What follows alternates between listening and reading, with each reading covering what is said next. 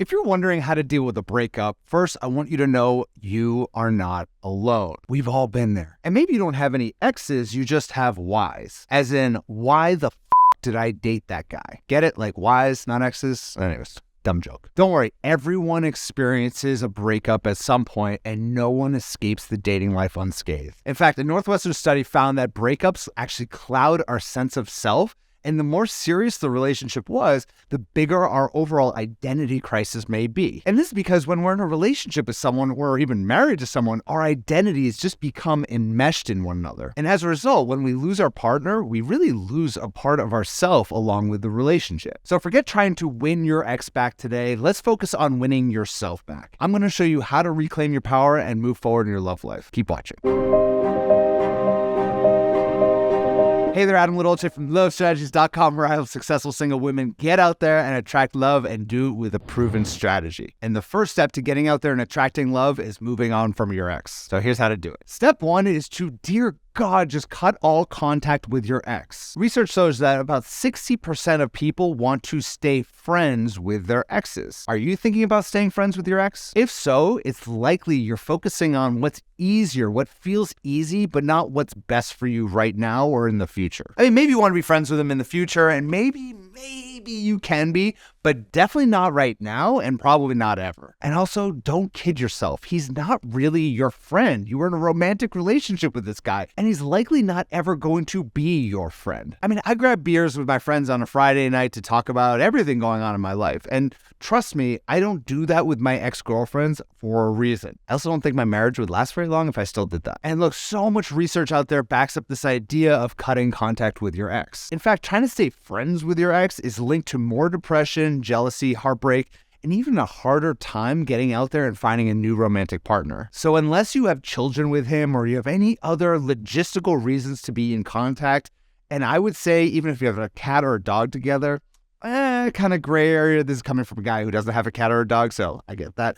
But other than those things, make the guy's phone number literally the death emoji, okay? That skeleton, all right, we'll put it up right here, and block him on all of your social media accounts. This is going to stop you from sending that awkward "I miss you" text when you're drunk at 3 a.m. and feeling vulnerable. So give yourself the gift of closure. Closure really is kindness for both you and him. And if you're really ready to commit to this no contact thing, leave a comment right there below saying, I am cutting all contact. Step two is to just process your emotions for a brief period of time, but don't let them consume you. When you're going through a breakup, you're going to be cycling through so many different types of emotions: acceptance, relief, shock, denial, grief, rejection, pain, betrayal, fear, embarrassment, and sadness. These emotions are all part of the grieving process, and as you heal, you'll experience a roller coaster of emotions. Allow yourself to really feel them at times, so we're not running away from them, but also don't let them create a new reality for yourself. Process all of your emotions, the positive ones as well, the relief, the independence, the growth, the wisdom, the freedom, the opportunity that comes along with being single again and not being tied to a broken relationship. In fact, there's a lot of research out there that shows that intentionally focusing on the positive aspects of a relationship by writing about them or talking about them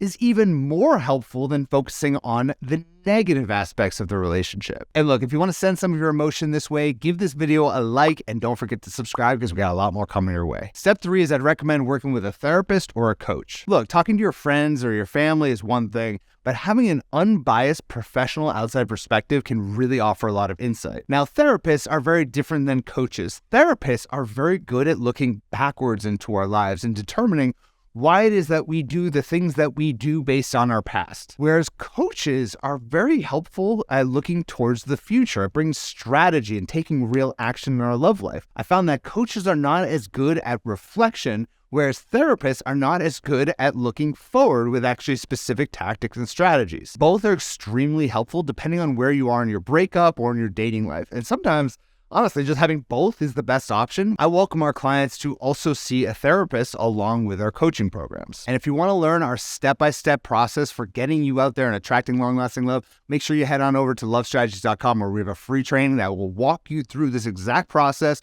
for free. You're not going to want to miss it. Step 4, make peace with the past. Let it all go and forgive him for you, not for this guy, okay? So that you can finally move on with your life. So the question is, how do you really make peace with a toxic relationship? Well, for starters, clear out all of those bad memories, whether it's physical belongings, if he's got a shirt that he left at your house, pictures, any of those things, photos on the wall. And look, I get it. You might feel an urge to just throw them into a trash can, light it on fire, and just watch it burn.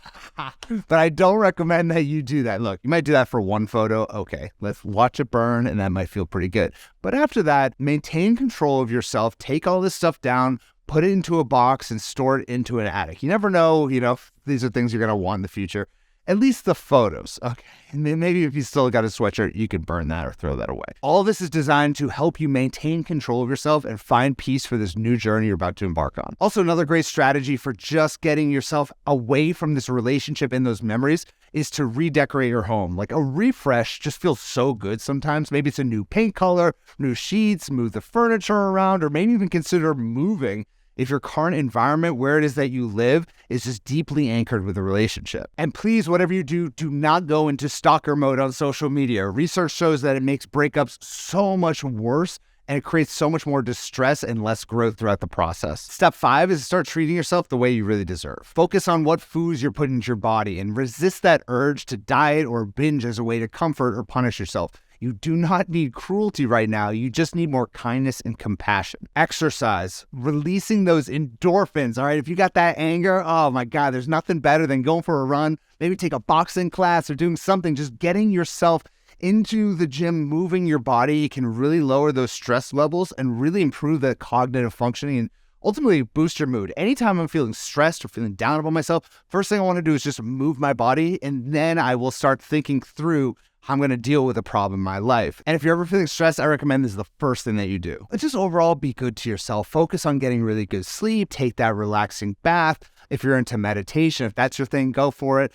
Unplug your phone, get away from that social media, get a massage, watch an inspiring movie, listen to an inspiring podcast. All of these things are focused on you and building yourself up again so that you feel like you can conquer the world again. Number 6 is put your energy into something else. I want you to circle back to where you were before the relationship. Start rekindling parts of yourself that you start to really minimize and sacrifice and diminish for the good of the relationship. I want you to re-embrace who you really are. I mean, what's something that you haven't done in a while but would really like to? I mean, think of parts of yourself that you may have pushed aside or kind of let slip over the past few months or years. Even if you don't feel like it, push yourself to get out there and do them. This is how to start enjoying yourself and enjoying your life again. I mean, breakup's kind of a way of making you feel like your life is just totally out of control, and there's no better way to combat this by focusing on another area of your life and just kicking ass at it. I mean, your career, your friendships, your hobbies, your side hustle, whatever it is, put yourself into these activities. This will help you feel more confident and build up your self-worth again. By doing all this, you're not only going to feel better now, but also you're going to be a better partner for a future relationship and can maintain and attract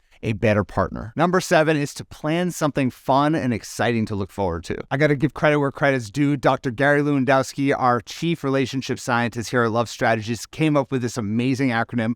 It's called the NICE acronym, and the N is for something new. Do some type of an activity that is new or novel. The I is something that's interesting, something that really you're curious about, that kind of fuels your intellectual side. The C is something challenging, all right? Something that really allows you to focus in and a good challenge. Not so challenging that you give up, but also not something so easy that it's kind of boring. Something that you can really put yourself into. And the E is something that's just exciting, something that gives you adrenaline. All of these things, if you have a nice activity and something new, interesting, challenging, exciting, this can really grow and expand your sense of self. These are the types of activities I'm constantly looking for, regardless of what stage I'm in my own life. And finally, number 8 is just to really spend time with the people who love you. Whether it's your sister, or your best friend, or your mother, I mean, just be mindful of the people you're choosing to spend time with. What you need right now is really the energy of positive, uplifting people, not the Debbie Downers. Seek out those people who really look at things from the bright side of things, right? That can make you laugh a lot and make everything that's just really heavy in life and just make it feel a little bit lighter. Go ahead, plan some brunch days, some spa sessions, some nights out, weekends away. Pour your time and energy back into the relationships that you may have kind of let slip a little bit while you were in this relationship. And even if you don't feel like having company or being social right now, just avoid the desire to completely isolate yourself. I mean, put down those shades, get that Ben & Jerry's and just watch Netflix for days in and out. No more of that. I want you to at least take some small baby steps to get out there and find that community of people who can support and inspire you. And don't forget, we're here to support you every single step of the way.